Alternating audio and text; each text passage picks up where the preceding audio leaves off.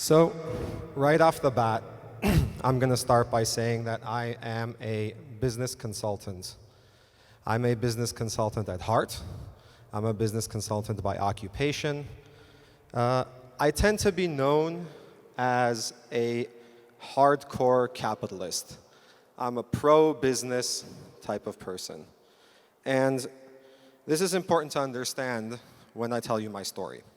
So I have worked in a lot of countries around the world. None more interesting than Africa. Africa is a continent that it is its own sort of universe. Africa, I worked in South Africa, which is a little bit closer to the reality that we know. I worked in West Africa, which is completely different than any reality that you can imagine. And I want to tell you a story about determination. What does it mean to be determined, and what is determination in its essence? So determination in its essence is understanding that you have a clear objective, and no matter what, no matter the insanity that's happening around you, no matter the chaos, no matter the obstacles, you break through that wall and you reach your objective. So I'm with my colleagues in Ghana, in Accra, the capital of Ghana. So Ghana in itself is already very interesting and unique. I don't want to tell you a lot about Ghana. I want to tell you the story about how we were going from Accra to Lome. Lome is the capital of Togo. So Ghana and Togo have a border. We're driving from Accra to Lome. The drive is beautiful. Beautiful drive. It's great country, great roads. It's almost a coastal sort of drive. You can see the coast constantly, on and off. You drive through these small little villages and you drive through these interesting little sort of areas. And you go through this mixture of colors and mixture of cultures and ethnicities and people. And all in all, it's a shock to the system. You're trying to figure out, where am I and what the hell is going on?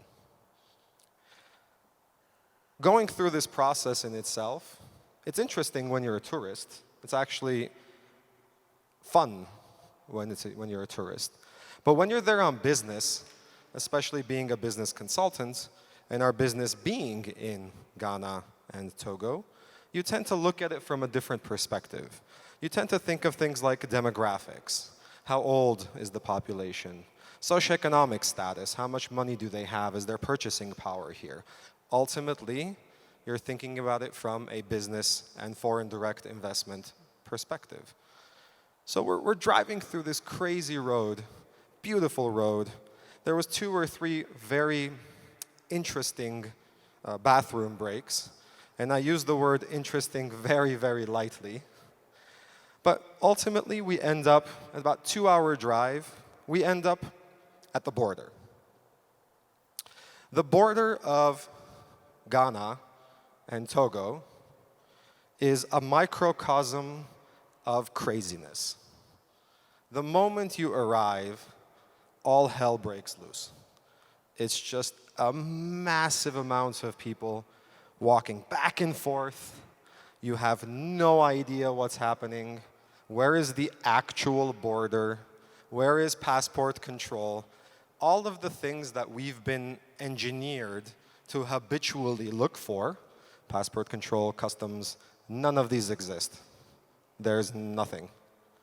You're looking for signs, passport control, customs, nothing.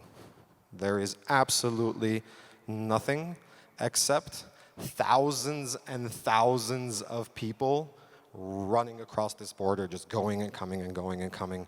And it's just mass insanity. So we arrive here. It's me, our colleague, which is from Africa, so he's holding an African passport. I'm American, I'm holding a US passport. And it's one of my other colleagues that is holding an Italian passport. So it's an American, an Italian, and an African. It's almost like a joke. An American, Italian, and African walk into a bar. It's very close to that, because as soon as we arrive, we have no clue what we're supposed to be doing. The driver is lost. The driver had to go to a different location because he has a car, so he has to go through a different checkpoint with the car. So he basically left us there and went away. So understandably, the Italian and I are in the center of everybody's attention. All of the different, everybody who's wearing a uniform, be that military uniform or police uniform, everybody's just kind of looking at us like, two white dudes, there's something here. Okay. So we realize that, what are we supposed to do? Look for the guy with the uniform, he'll know what to do. So we walk up to the first person and we kind of look at the situation and we're like, okay, so all of these different people are running around, but there's one guy that's just sort of, standing there in his uniform and just bossing people around. We're like, okay, that's the guy. We got to go talk to that guy. He knows what to do. So we walk up to this guy and he goes, oh, hello, hello. My name is, well, I have no idea what he said after that. Just a bunch of consonants, no vowels. But you can call me Johnny. So, oh, hello, Johnny. My name is Armen. This is Matteo. How are you? Good. How are you? We want to cross the border into Togo. Good. No problem. Can I see your passports? So we hand this military man an American and an Italian passport. He's already looking at us like something is wrong. Why are you crossing into Togo? We have a client there. He asks us, well, we have a client meeting. The client meeting is actually in 40 minutes, so we're kind of a little bit in a rush. We got to go. He's like, oh, okay, no problem. He looks at the passports and he said, oh, there's a problem. I said, oh, all right, what's the problem? He goes, well, your Ghana visa is single entry. So I can let you leave and go into Togo, but you can't come back because you don't have a multi-entry visa. I'm like, all right. At that moment, there's 5,000 things that's crossing my mind. The first of which is, I don't care what happens, I have to go to that meeting. That meeting is important. It's a client. It's a paying client. So I have to be at that meeting. So I'm telling my Italian friend here, my colleague, saying, Matteo, we got to get to that meeting. I don't care what he says. There's no way. The client has paid. We can't cancel it. We don't want to cancel it. We want to show professionalism. So we have to somehow get to that meeting. So, well, what are we supposed to do? Like, I don't know. Let's ask the African. So we have an African colleague. We're like, okay, so here's the situation. What do we do? And he says, oh, it's not a problem. We'll just pay him. I'm like, okay, will that work? Sure, I'll talk to him. All right. So he talks to him. They come up with a number. He bargains, that whole bargaining thing. He comes up with a number. He comes back and said, it's solved. We're going to Togo, and we're going to come back. All right, fantastic. Awesome. So out walks Johnny with both of our passports in his hand, and he says, wait here. We're standing right here, somewhere right here, like literally on the street. He said, wait here. Okay. 5 minutes later, he pulls up in a car, literally a car. He says, the African sit next to me, white dudes in the back. All right? So we white dudes are sitting there. He still has our passports.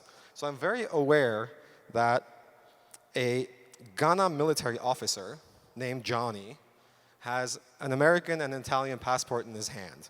I'm very aware of that fact at this point. So my main focus is, I want my passport back as soon as possible. He says, sit in the car.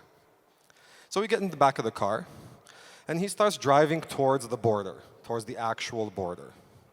So as soon as we sit in the car and we lock the door, a mosquito just flies in the air like this. And I know that means nothing to anybody unless you've been to Africa. In Africa, if you see a mosquito, it's all panic, all hell. I mean, mosquito, doors open, we jump out, like that whole, it's malaria, so it's very dangerous. Now, we've had our vaccinations and our pills, etc., but still, it's a mosquito flying and just all hell broke loose. So the mosquito went away, we all got back in the car, and he's coming up to the border, and I see out the window that the border, it's not like an actual like physical border. It's literally a dude standing there with a piece of rope in his hand, like this. And the other side of the rope is attached to a pole.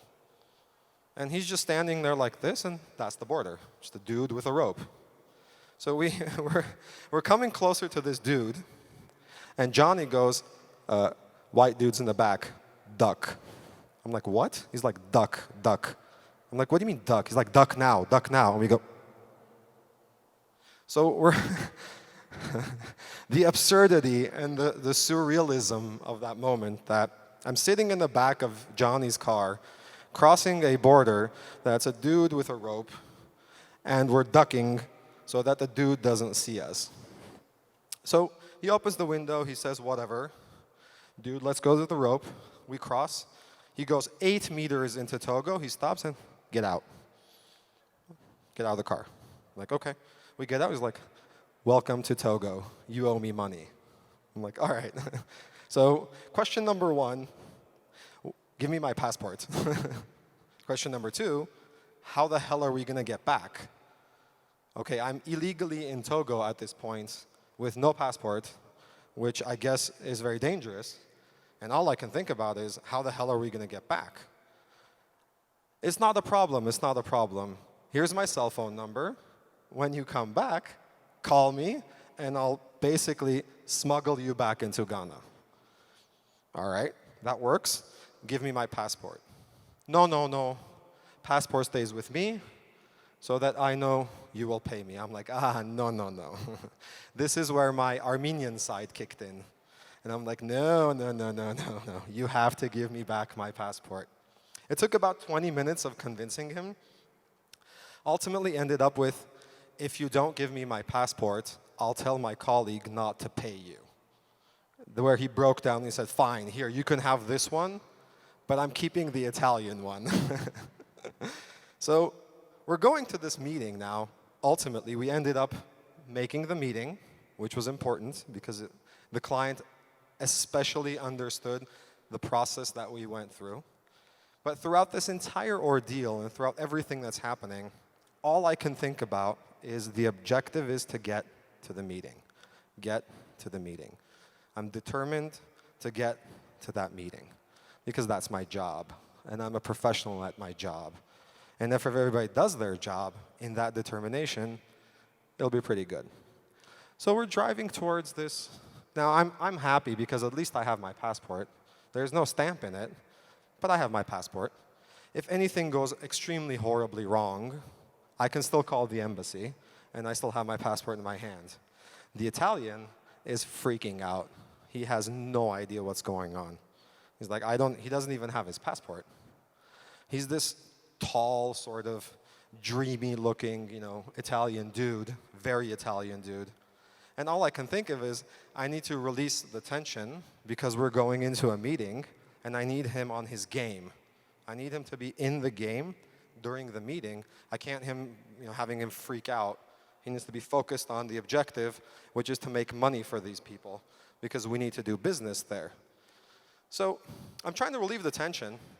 I don't know if I did a good job or not, I'll be honest, because the only thing I can think about was to make it more of a joke. So I started trolling him. I'm like, listen, you know what? I'm not talking about anything big. If this car, we get into an accident and the police comes, they're going to want papers, and you don't have a paper, so you're going to end up in prison. He's like, oh, crap. I'm like, okay, this isn't working. I need to find a different way to release the tension. So I started making jokes. I started talking about the business at hand. And what broke it open is we started talking about business again. Once we started talking about the business again, his mind got off all the problems. And again, we were super focused on getting the job done. So this was my story about how we crossed from Ghana into Togo and back. I have been to Togo, but I have no proof I have been to Togo. I don't have a document. I don't have a stamp in my passport. All I have is memories of how we crossed that border. Now, this is very important, especially in today's world. because I keep remembering this story over and over again. I've been actually thinking about this story more in the past year than I have since the 8 years since it happened. I've been thinking about it more and more because I feel like the world overall today looks a lot like that border. It's a lot like that Ghana and Togo border. It's mass chaos. It's insanity. You have no idea what's going on. You have no idea what's going to happen. You don't know what the next step is. There's no guidance. There's nothing, no signs. So you're just kind of like running around in the dark, trying to find your way. And today's world looks a lot like that. Pandemics, elections. There's a lot of political turmoil in multiple different countries around the world. There's a lot of diversity. People are pro or against. You're either black or you're white. You either love me or you hate me. You're either Republican or you're a Democrat. There's these hard lines that have been drawn. And because of those hard lines, the world today looks a lot like the Ghana and Togo border. There's mass insanity, and you don't know what the future holds. But one thing that you need to always remember is that determination always wins in the end. You have to maintain that you have a specific objective you want to reach, and no matter the chaos happening around you, no matter the barriers that are in front of you, you have to break through those barriers and get to that meeting. Thank you very much.